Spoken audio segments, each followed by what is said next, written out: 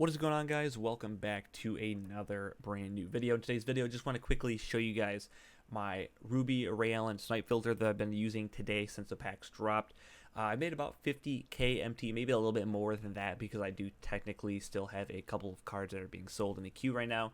And I did spend a little bit more of MT to finish off another collection as well. But quickly, here are the cards that actually dropped today in the packs, which are the clutch packs.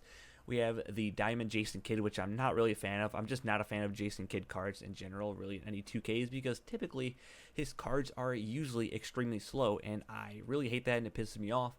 But obviously, the two big cards that dropped in this pack were the MJ and the Kobe. The MJ is not too bad. It has really good dunking speed and overall good offense, like mid-range, but it has 3 points, like literally 64, which you're not going to make any shots. And obviously, this Kobe is probably the biggest one out of the pack because obviously it's the first Kobe card.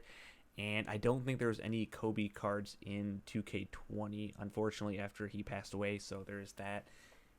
I don't even think he's going for like under 100k probably right now. If you can, that would probably be a snipe. But getting back to this, I did actually open a box of these, and the Ray Allen card was the only decent one that I got. I got one Rip Hamilton, and literally all of the rest of them were 4 Kawhi Leonards, and I got 3 John Paxtons, which took absolutely forever to sell for whatever reason it was.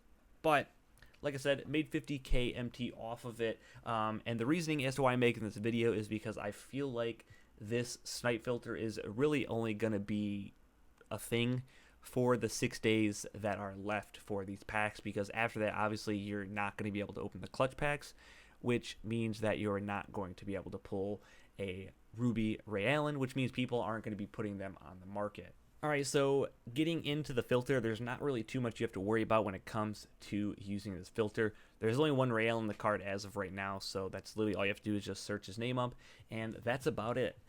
Now, moving on to the buyout settings. Now, I haven't searched up this card since the packs pretty much dropped. That was when he's going for like 10 to 11k. I'm going to assume he's probably plateaued a little bit, like maybe 8,500. Maybe he might be a little bit cheaper than that, maybe like 8k probably. Yeah, he's going. I see one for 79.50, so he's going for about 8k, which still isn't too bad for pretty much almost a whole day of the packs being out, and he's only dropped 2,000. So we're gonna just go ahead and assume that he's going for 8,000 for the most part on a daily basis. The cards are gonna plateau a little bit as the days go by, but since he's going for 8k, there's kind of 2 ways that you can go about trying to get snipes on this card. Now, the first way is not necessarily the way that I would recommend you guys try to snipe, but some people might be going for snipes like this that maybe aren't the best at sniping like myself, or maybe they just don't have a lot of MT or a lot of time to be able to snipe. So the first one is 6k. Now, normally when the auction house is pretty just on fire and just going and super lit and a lot of people are putting up cards, there's going to be a couple of cards that have the timer that's been ran down of cards that have already been bought, like this one. And what people normally do is they'll keep on refreshing, and there'll be like 5 or 6 cards that have been bought, and they just scroll all the way to the right over and over and over again until they get a card that was more expensive than those cards that have already been bought. That is maybe like, for example, if there's 4 or 5 cards that are up here that all got sold for like 5,600, and then the 7th or 8th one down to the right was for 6,000.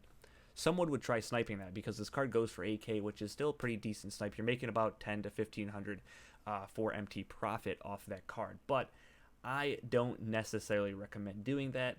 Sounds really strange, but I usually put my maximum buyout at around 3,500 or 3,000 depending on what it comes up to, because this is what you don't want that you can see on the screen now. There's been 2 cards that are 110% already bought. Both of these cards have already been bought, and they're going to stay up there. I don't know why this game does that, but that is actually a problem when it comes to sniping this card, because if a new one pops up for 3,050 MT, you are going to have to scroll over 2 times to be able to get over to that card, and you are 110% not going to get that card. You're not going to snipe it because someone is going to be sitting on a different filter with that card to pop up, and they are going to get it first, which is the reason why I go and I lower a little bit more to try to avoid the cards. So you see I lowered it, 1 went away. That's 1 less swipe over to the right that I have to deal with. Now, in my case, I would just go 50 below whatever the last card that pops up. So 2950, literally nothing pops up. Now, the only negative to doing this is that if there's a card that literally pops up for 3,000 exactly, it's not going to pop up for you. But that's a chance that I'm willing to take, because my chances of sniping a card that goes for 2,950 is 110% better than if there was a card that was for 3,000, or two cards that were already sold that were stuck on there at 3,000, and then a new one popped up at 3,000 or anything over 3,000, because I'm not going to get that card. Like, there's going to be so many other people that are going for it, and this way, when a new card does pop up and I instantly refresh, I have the best chance physically possible to be able to snipe that card. But other than that, guys, that's pretty much it for the filter. There's not a whole lot. There's just this one filter specifically that made me a ton of MT today specifically. But the only thing is, this filter is really only going to be relevant for the next 6 days, most likely, because obviously after the packs are done being sold, you're not going to be able to pull this Ray Allen anymore.